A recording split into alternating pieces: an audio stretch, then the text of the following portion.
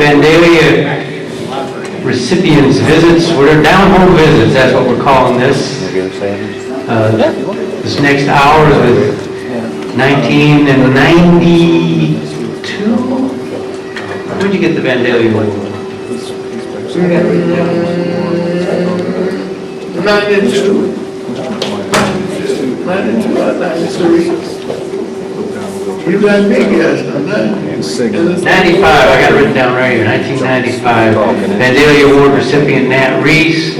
I'm John Lilly, and this is very informal. I thought we'd start off with some music here. Nat's got his buddy Chris Sutton with him, and Nat's going to be on the program. Chris, you were on the program tonight with Nat? Sure do.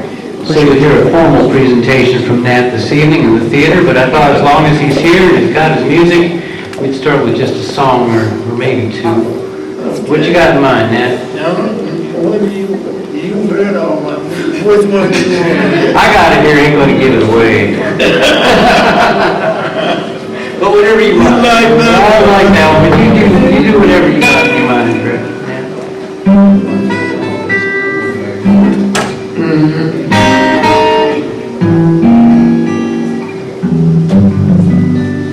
You know, I like this song too.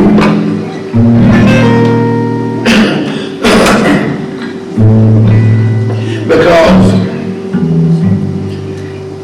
I get to ask you all to help me. Yeah, I want you to sing a little bit.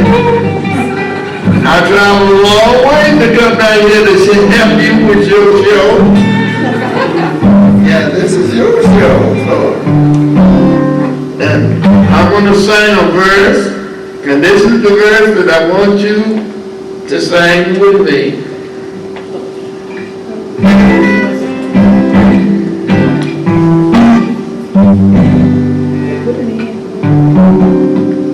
I ain't gonna go this way. I ain't gonna go this way. It's a whole lot more on the old apple core, and I ain't gonna throw it away. Come on, I ain't gonna go this way. See, you sound good. I ain't gonna go this way. It's a whole lot more on that old apple core, and I ain't gonna throw it away. They said a little boy was eating an apple, started to throw the core away. They say he took one more look, and somebody heard him say, he said, I ain't gonna, that's what he said, I ain't gonna throw this away. It's a whole lot more on that old apple core, and I ain't gonna throw it away. They said a blind man was eating in the townhouse. He found a rat tail in his stew, and somebody shouted, you better throw that out. He said, I'm a gosh darn if I do. He said, I ain't gonna come on.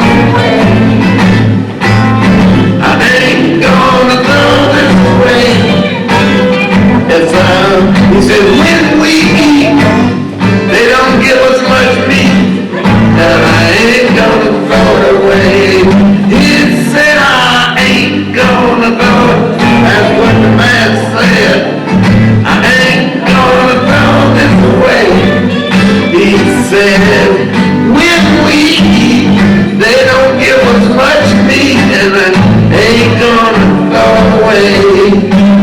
Now, Uncle Jim was drinking gin out in the yard in the shade, and a great big bug fell in Jim's jug, and somebody heard him say, Jim said, I ain't, come on, that's what he said, I ain't gonna throw this away. He said, this alcohol ain't hurt at all, and I ain't gonna throw it away. One more time, I ain't gonna throw it away. I ain't gonna throw this away. Yeah, the alcohol ain't hurt at all, and I ain't gonna throw it away. Now, Reverend Jones went out hunting, and he tramped in the woods all day. Now what he shot wasn't so hot, but somebody heard him say, he said, I ain't gonna throw it away. I ain't gonna throw this good bird away. He said, Burger stew is gonna have to do, 'cause I ain't gonna throw it away. One more time, that's what the man said. I ain't gonna throw this away. He said, burger stew is gonna have to do, 'cause I ain't going to throw it away.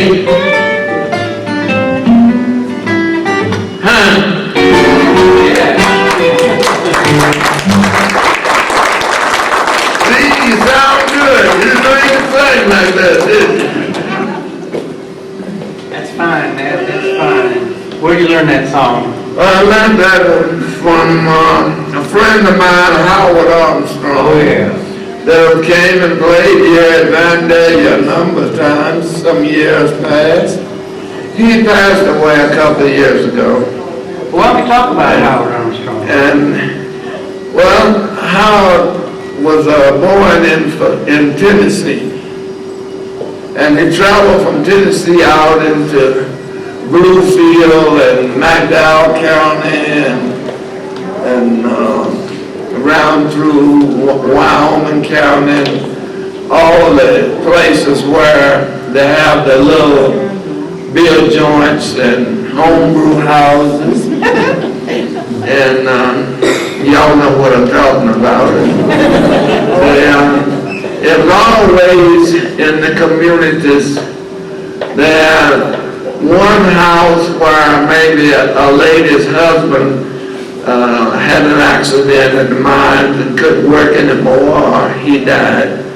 And they didn't have anywhere to move to. And they didn't have welfare back then. They had what they call commodities, and you could get them maybe 3 times a year, you know, if you were lucky. And the people would, one house would, on Fridays and Saturdays and Sundays, would sell chitlins, and y'all know what those are. I hope you do. If you don't, bad as this economy is, you'll know before next year. And you're out there, pig feed and chicken dinners and fish dinners, you know, and a lot of the fellows from Alabama and Georgia and Mississippi and around through the cotton fields would come up to the coal fields around through West Virginia and North Carolina, and some of the guys from North Carolina would come up this way, and they played music, and they would go to one of these houses and play on a Friday night and a Saturday night. They would give them a padding on the floor or something like that and place them to sleep, or put them in the meat house where they kept the canned goods and things, just enough to keep him out of the weather. And give him a meal, and then he'd play there that weekend, then the next weekend he'd move up towards Baghdad, play in one of the houses down there around Lilly and Steve Sutton, and place they call Black Eagle, Corrine, Cookstown, all those little mining camps. Each one had their own little house where you could go and get some of the mountain tea, you know, some call it moonshine. And it kept the lady going, and then they didn't have many cars back then. They had the Whippet and the old Studebaker and the Overland. And some of you already know about those brand of cars, but they were good running machines, but just but very few people had them. And when a man worked all the week, one of these little fish houses and chitlin houses was the only place that they could go to let off a little steam, you know, and drink a little homebrew and kick up his heels. And these guys would come in from the cotton fields and play the music. And mostly then they would come up and they would play, the biggest of those guys started out playing music in the church. And they would, but the church didn't pay too good. The preacher had to buy them sharp-toed shoes, you know, and they took all the money. And you had to play blues and swing music to make a little change. And they would come up and play in these houses. I'm going to give them just a little bit of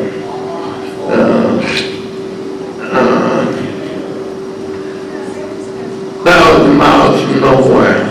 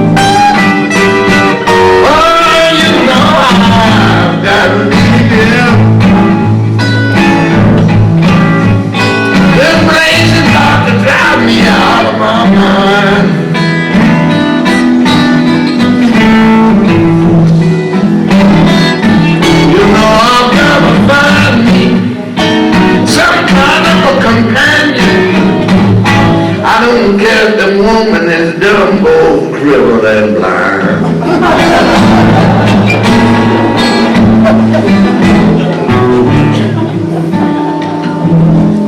Now that was some of the children's music that you would hear in the little fish houses and the homebrew houses and the coal fields and communities. And they did that on a Friday and Saturday, and on the Sundays they would convert it over and do a little gospel tunes, you know, here and there. And did you want to know something else about the coal fields? Well, that's for those of you who maybe are new to Nat and his music, let's give them a little background. Now, what year were you born? I was born 1924 in Salem, Virginia. 1924, I'm 84 now. And the state of West Virginia last October awarded me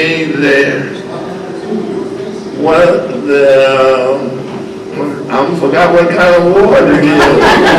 Yeah, they made me a mountaineer. And it's about time. Because I was born in Virginia and raised in West Virginia. And I've been out here so long till I thought I was a West Virginian. And the state of Virginia gave me a Lifetime Achievement Award last year in the latter part of September. And that was the first one that they gave on blues and jazz. And Kentucky gave me one for over eastern Kentucky, over near Lynch, for helping to raise money for a doctor so that the miners that had black lung wouldn't have to cross the mountain to go to get treatment. And I worked with them for 3 years over there. That was pro bono. I didn't charge them anything. And those gentlemen, well, I've been a coal miner too, so I know what it was. When did your family move to West Virginia? My dad came out in 1925 and 26, and I was born in Virginia in 24, and my dad worked on the Virginian Railroad about 28 or 29 years. So you came to West Virginia when? When I was 4 years old. About 1928. About 28. McDowell County? No, Wyoming. Wyoming County. Yeah. Now Mullins, down below Bedford.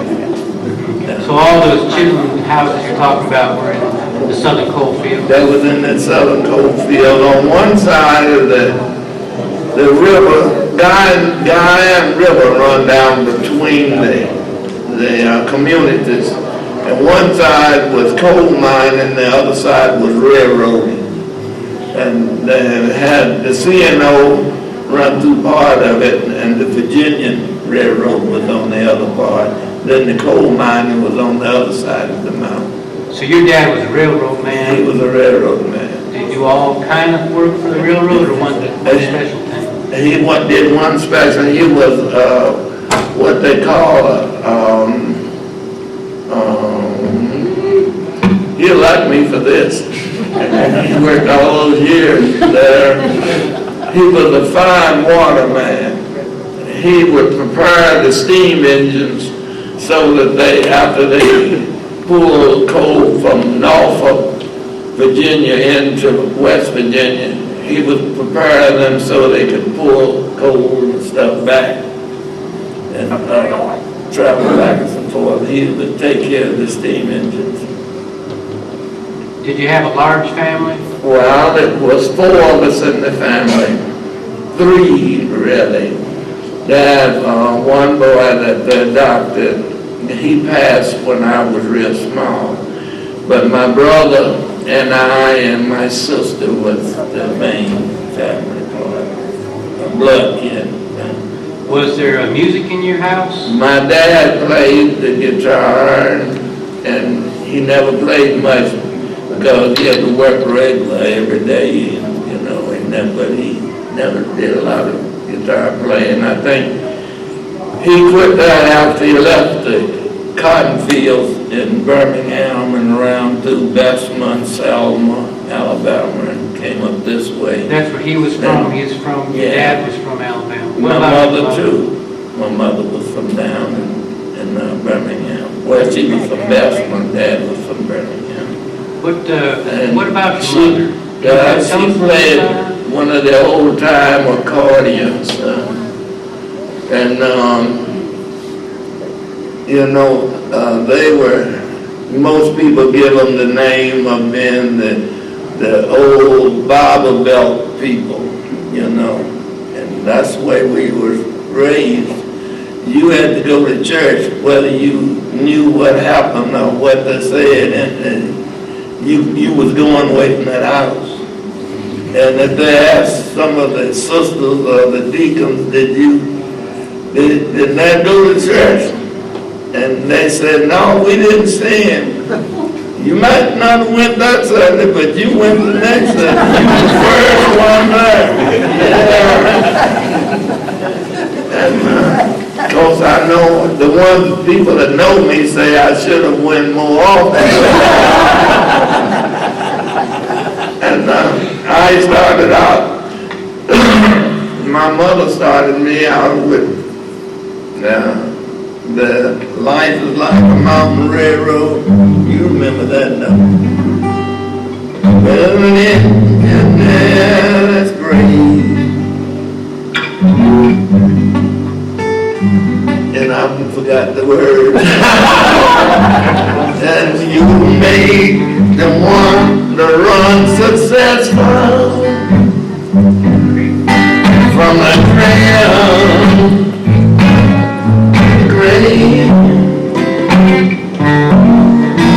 Watch the curve that's in the turn. Never forget, never fail. Your hand upon the throne. Keep your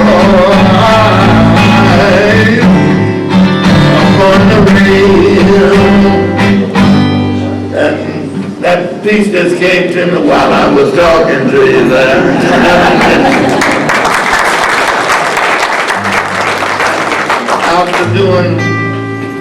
After learning that, then I went into quartet work, and I have a song that I like very well that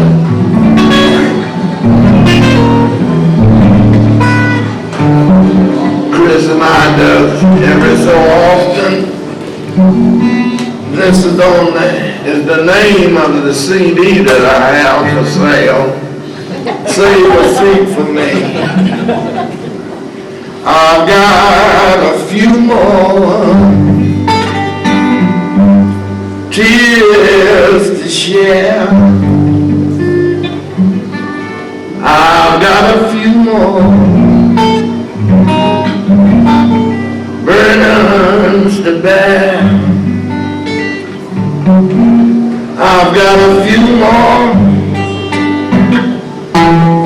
times to give up. Right from wrong.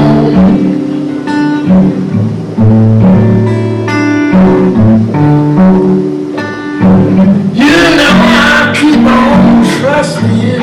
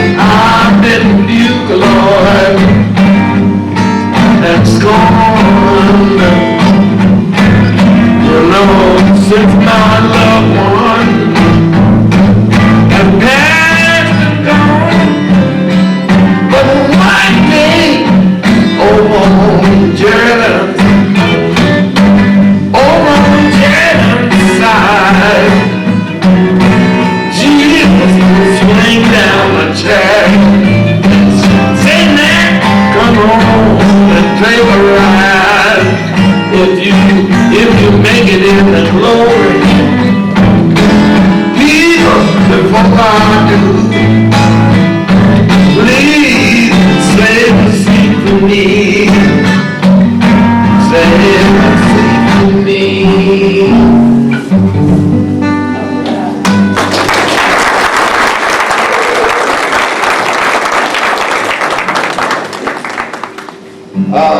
During the time when, right after I got a little older in the coal field, we moved to Mercer County where they call it the city. Small houses, taller buildings. And it was a few of the musicians up there. We went from gospel to blues, from blues to jazz. Gee.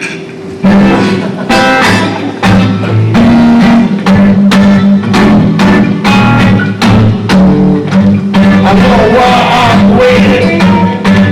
I know why I've been so blue. For someone exactly like you. Why I should have spent my money on the shoulder too. When I can actually love me for someone exactly like you. You mean so much to me. I'd give the world to you if you would only understand all the dreams I'm dreaming and the schemes I'm scheming and why no my mama taught me to be true. She raised me for someone exactly like you. Yeah.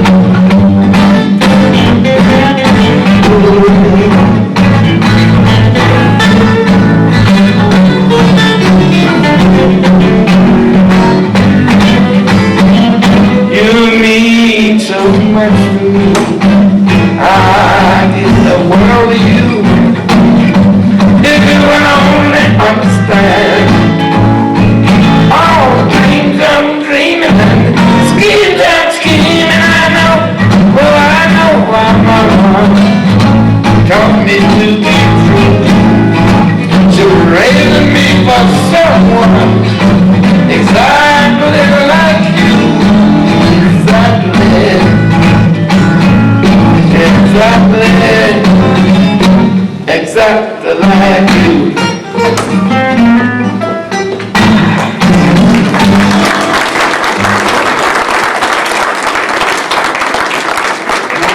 These musicians that you played with at that time, were they all black musicians? Well, yes, we came through different phases of life. I've seen in my lifetime about 3 different changes between the cultures and the action between white and color. When I first started playing music, I would play over to Corncob College in Athens, where I've seen a little lady back there going over there this year, sitting over there, her first year. But I played over there where I had to go in the back door to play the music and play for 2.5 and 3 hours and then go back out of the back door and come home. And when I got my, I won scholarship in art here in Charleston in 1938, and my award for winning was 2 years of college free, all tuition paid. And I was 6 miles from Athens, but I couldn't go because at that time colored and white didn't go to school together. I couldn't go. I could go over and play music for the dancers, but I couldn't attend the college there. And of course that changed a whole lot since then. I've been back and played a number of times and had a good time with the children. I'd go on stage and tell them that I could come in the front door this time, have to go in the back door. And really, it's now real comical, and for some reason, it hurt my feelings later on, but unless you have experienced something, it really doesn't make a great difference to you. But if you have did it, and then they stop you from doing it, then it makes a difference. You want to know why. So at the time, it didn't strike you as odd? It didn't strike me as odd. It was just the way things was. It's the way that the world was going along. You didn't know the difference, so it didn't make that much difference. You knew it was wrong, but you didn't know why. And with not knowing that, I mean, you would walk down the street and you see a water fountain. If you didn't see a sign on that said colored, you didn't drink out of it. You know, one of those things. But until if I'd have been drinking out of it, and you told me, hey, you can't drink out of that no more, then that would cause an argument or a discussion or something. You understand what I'm saying? It's like the guy asked me in the parking lot at the Kroger store. Says it's been kind of rough. My money don't last as long. Says bad to be poor, isn't it? I said, I don't know. I never know no other way. So, I mean, really, and it is a fact, you know. And but it's been every 10 or 15 years there's been a great change in turnover in this country. And we're getting better at it. A little better. Well, it's a heck of a lot better than it was, let's say it that way. And as we grow, I think we really become more smarter, educated, using education better than we did before. I'm curious, when during these segregated days, when your band had to come in the back door to play these places, did your band perform different music or in a different way for a white audience as they did for a black audience? Did audiences have different expectations? No, we played Honeysuckle Road, Sweet Sue, Stardust. We played the regular dance music that we played for colored people, Jewish people, and the rest of the people that danced. The music was the same. Only thing was to come in, you had to come in the side door or the back door. Was there a difference in the pay? No, they didn't pay too much in the beginning, so they didn't mess with the pay. If they'd have messed with it, you would have paid for nothing. Back during the 30s, if each player was 7 of us in the band, and each one got $10, that was top billing. You made money that night, you know, with $10 a man. You played three and a half hours. You played 3 hours and a half hour intermission, and that made you 4-hour play stand. And but the only difference back then, the daily thing was like you would get on a bus and you would look to see where the little sign was on the back of the seat, and you went back behind that sign and sat down, because it was a known thing. You sat behind that sign, and if you was on the passenger train, you got in the first car, the one next to the engine, because that was where all the smoke and cinders.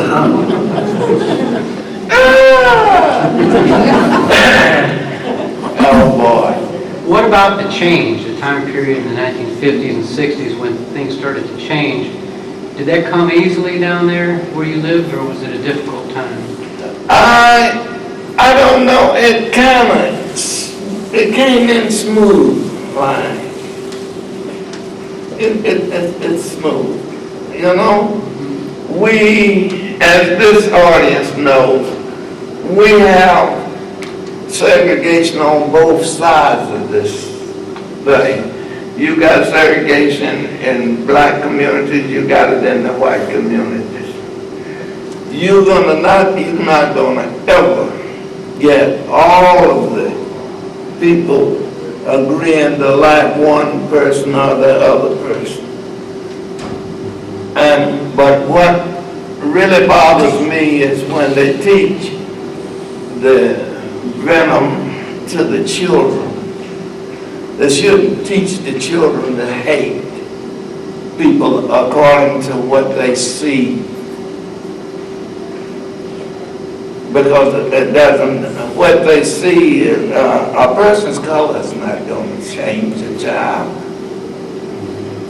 It's not going to hurt the child. But some people yet will teach the children that all colored people are black, bad, that they paint the whole house with the same brush, a broad brush, and you can't do that. You shouldn't. I didn't teach my children that all white people hated black people, because they didn't. All of them didn't. Just a few that just didn't want to come in contact with me, and I didn't want to come in contact with them. Because I was like this. Yeah, I wouldn't let you be any gooder to me than I would be to you. If you didn't want to speak to me, I didn't want to use up your breath.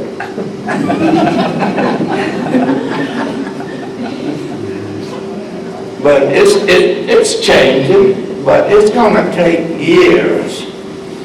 And there's no use to looking for it to be different next month. It's not. But it can be better.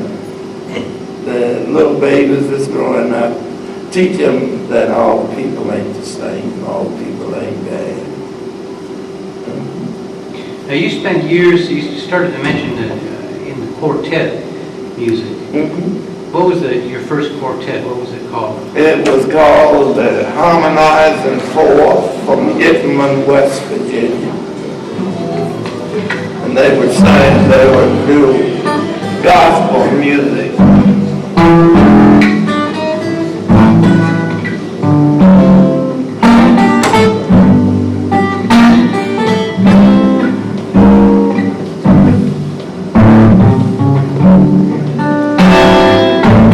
Precious Lord,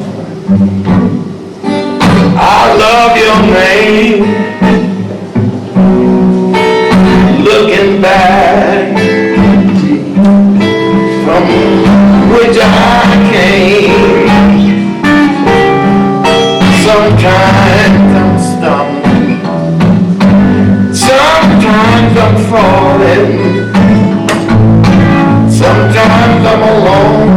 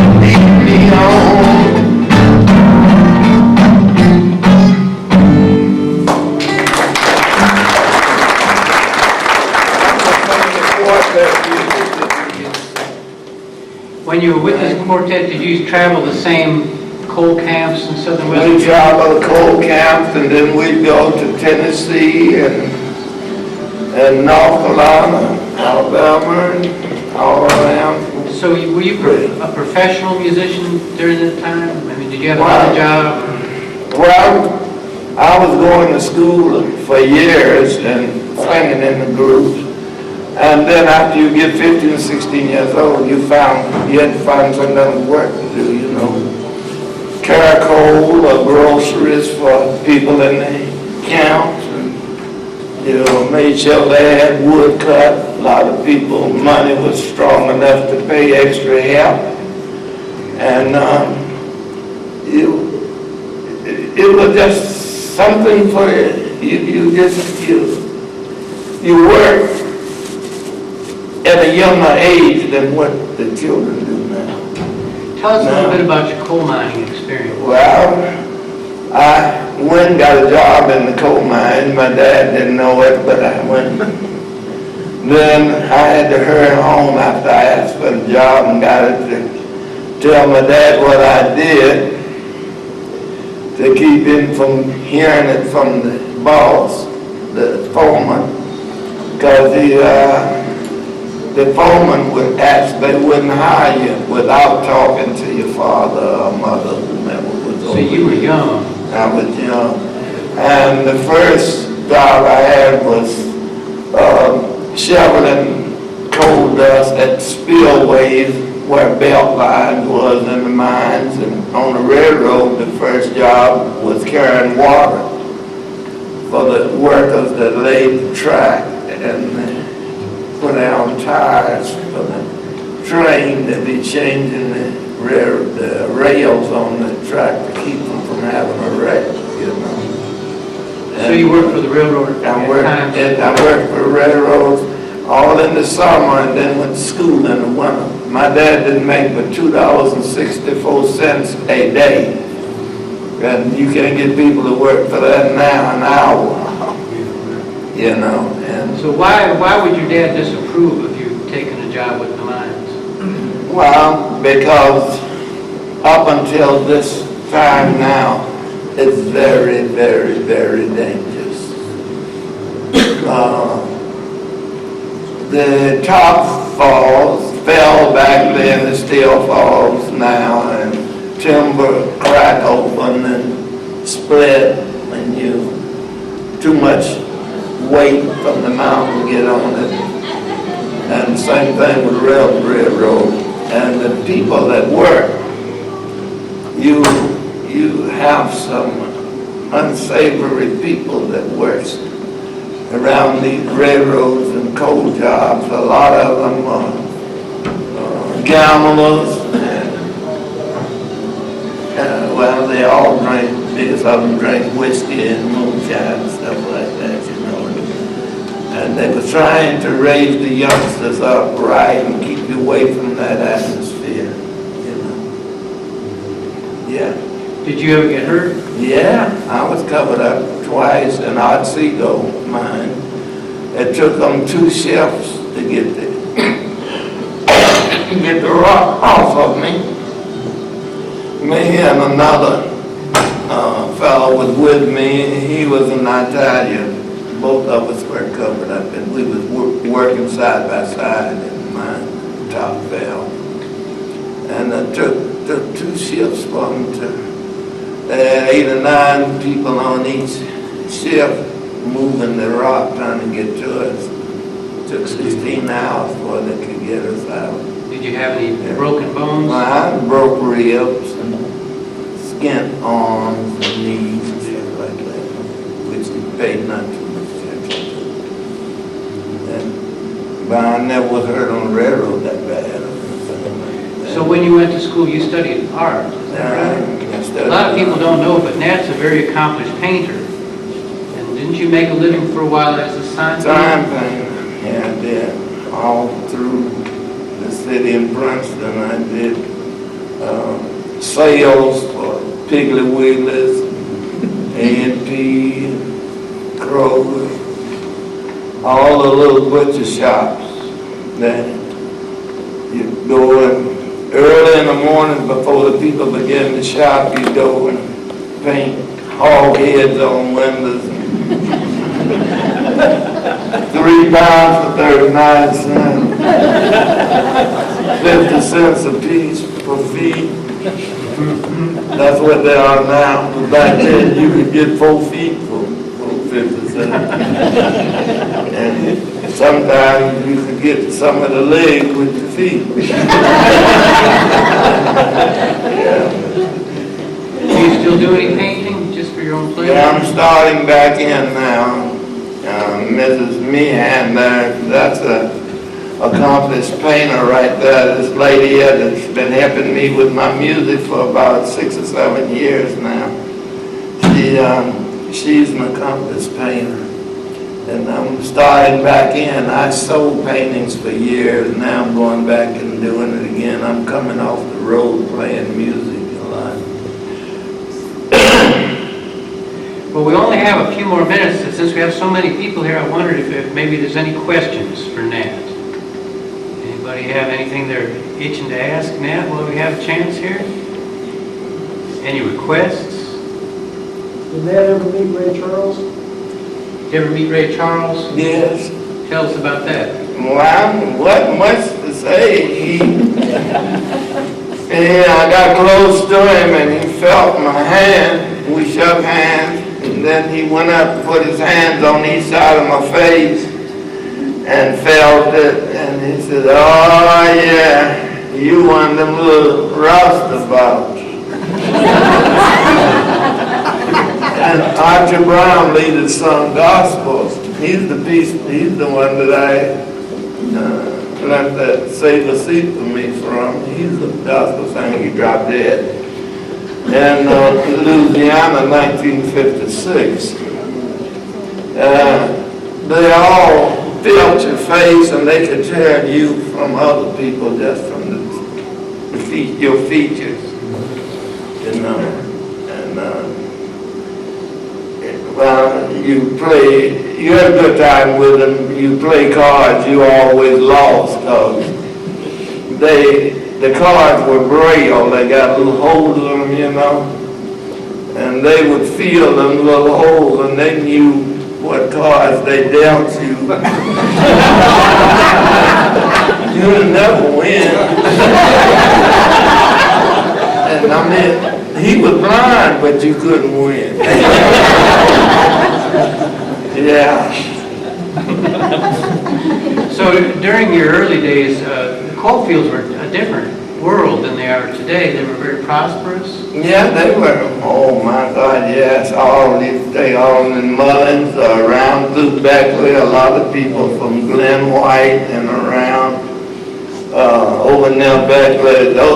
You go to town and people would be so crowded that you'd have to step off the sidewalk sometime to let them by. I mean, it was quite a few people, and times were different. And all the big entertainers came. The big entertainers came round through, well, they would come to Bluefield and they'd come to Beckley. Some would come to Beckley. The biggest of them would come to Charleston here. They'd come down here and then leave from here and go to Pittsburgh or somewhere like that, big cities. Did you ever play in Charleston when you were young? I played, I was about 19 years old, and I played down here with that same fellow that I was telling you about that wrote the piece, I Ain't Gonna Throw It Away, Howard Armstrong. You played with I him? played with him back then. He was, back when I was a young man. I was about 18, 16, 17, 18 years old. Back then I was playing. Biggest song back then was Coleraine Way, Been So Long, you know, one of them songs, and Sweet Sue, and Honeysuckle Rose, and during that same time, all the big bands were out, you know, they were doing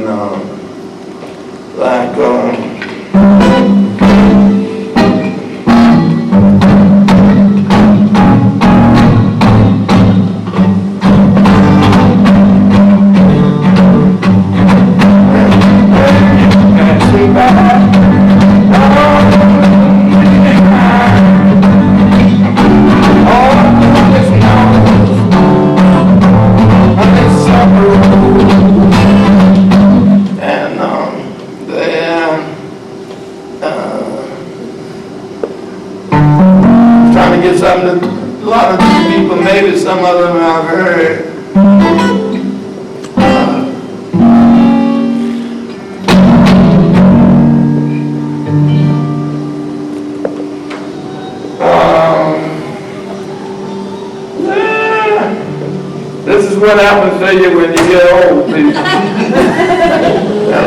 Laugh, but you're getting there. You'll wake up one morning and say, why did I leave my glass?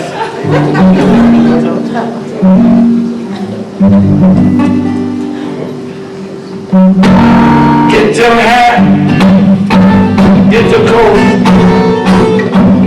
You know where it's on the doorstep. Life can be so sweet on the sunshine street. When you're here to the past, people that your step, just direct your feet to the sunshine street. You used to walk in the shade with blues on the parade. Oh, I'm not afraid. It's clover. All you do is cross over. If you never had a cent, I'd be rich and Rockefeller with gold dust at my feet on the sunshine street.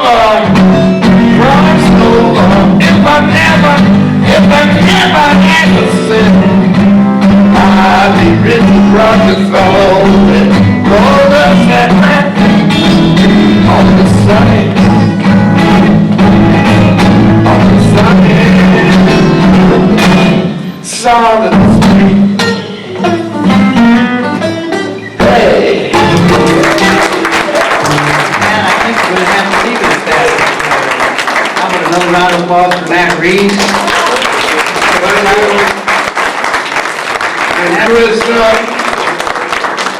Nat's going to be in the program. Nat and Chris will be in the evening program, and we're going to continue these visits all day today, all day tomorrow. The next visit is at 3:30 with Rush and Ruby Butcher, and following that is Lester McCumbers, and you can check the schedule for tomorrow. But thank you all for being here, and thanks again, Nat.